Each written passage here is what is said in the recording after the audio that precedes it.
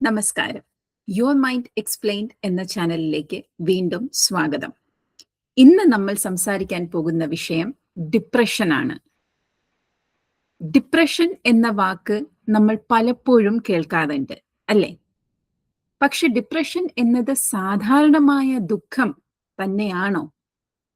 അല്ലെങ്കിൽ അതിൽ എന്തെങ്കിലും വ്യത്യാസമുണ്ടോ എന്നുള്ളതാണ് നമ്മൾ ഇന്നറിയാൻ പോകുന്നത്.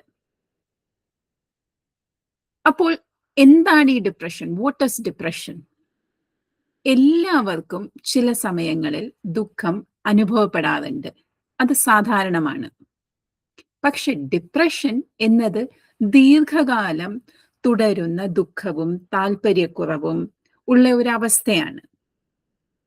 ഇത് ഒരാളുടെ ചിന്ത, വികാരം, പെരുമാറ്റം, ശരീരാവസ്ഥ എല്ലാം ബാധിക്കാം.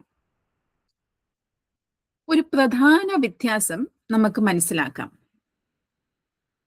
സാധാരണ സാഡ്നെസ്, അതായത് സാധാരണ ദുഃഖം, എന്നാൽ കുറച്ച് ദിവസങ്ങൾ മാത്രം നിൽക്കുന്ന ഒരു അവസ്ഥയാണ്.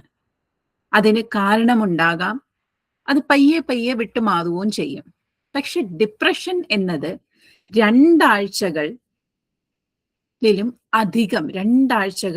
അധികം നീണ്ടു നിൽക്കുന്ന ഒരവസ്ഥയാണ്. വ്യക്തമായ കാരണമില്ലാതെയും ഇതുണ്ടാവാം. ഇത് നമ്മുടെ ജീവിതത്തെ, നമ്മുടെ ഡേ ടു ഡേ ലിവിങ്ങിനെ അത് ബാധിക്കാം. ഡിപ്രഷൻ ഉള്ളപ്പോൾ കാണുന്ന ചില ലക്ഷണങ്ങളെ കുറിച്ച് പറഞ്ഞാൽ, സ്ഥിരമായ ദുഃഖം, ഞാൻ പറഞ്ഞു 2 ആഴ്ചകളിൽ മേളില് നിൽക്കുന്ന ഒരു ദുഃഖാവസ്ഥ, അതാണ് ഡിപ്രഷൻ. ഒന്നിലും താല്പര്യമില്ലായ്മ, ഊർജക്കുറവ്, കോൺസെൻട്രേഷൻ, നമ്മുടെ ശ്രദ്ധ കുറയുക, ഉറക്കത്തിനുള്ള പ്രശ്നങ്ങൾ, ഉറക്കം കുറയാം, ഉറക്കം കൂടുന്ന അവസ്ഥകളും ഉണ്ട്. ഭക്ഷണത്തിലുള്ള മാറ്റം, വിശപ്പ് കുറയാം, വിശപ്പ് കൂടാം, നിരാശ, ഹോപ്പ്ലെസ്നെസ്, ഭാവിയിലെ കുറിച്ച് ആലോചിക്കുമ്പോഴത്തേക്കും ഒരു ഹോപ്പില്ലായ്മ, ഒരു പ്രതീക്ഷയില്ലായ്മ, അങ്ങനെയുള്ള അവസ്ഥകൾ. ഇതാണ് സാധാരണമായും ഡിപ്രഷനിൽ കാണുന്ന ചില സിംറ്റംസ്. ഇനി ഡിപ്രഷൻ ഉണ്ടാകാൻ പല കാരണങ്ങളും ഉണ്ടാകാം.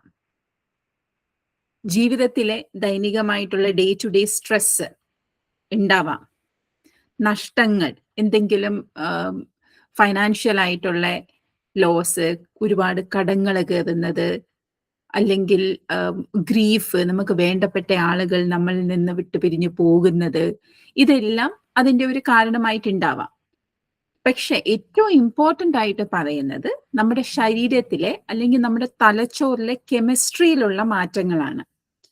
ചിലപ്പോൾ വ്യക്തമായ കാരണങ്ങളൊന്നും ഇല്ലാതെ തന്നെ നമുക്ക് ഡിപ്രഷൻ ഉണ്ടാവാം.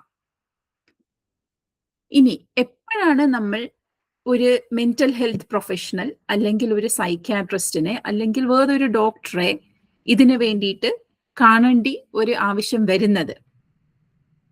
ഈ പറഞ്ഞതുപോലെ നമ്മുടെ ഈ പറഞ്ഞ ലക്ഷണങ്ങളെല്ലാം 2 ആഴ്ചയ്ക്കും കൂടുതൽ തുടരുകയാണെങ്കിൽ, അല്ലെങ്കിൽ നമ്മുടെ ദുഃഖം, നമ്മുടെ ഡിപ്രഷൻ നമ്മുടെ ഡെയിലി ലൈഫിനെ ബാധിക്കുകയാണെങ്കിൽ, നമ്മൾ ഒരു ഡോക്ടറെ അല്ലെങ്കിൽ ഒരു മെന്റൽ ഹെൽത്ത് പ്രൊഫഷണലിനെ കാണുന്നത് വളരെ വളരെ പ്രധാനമാണ്.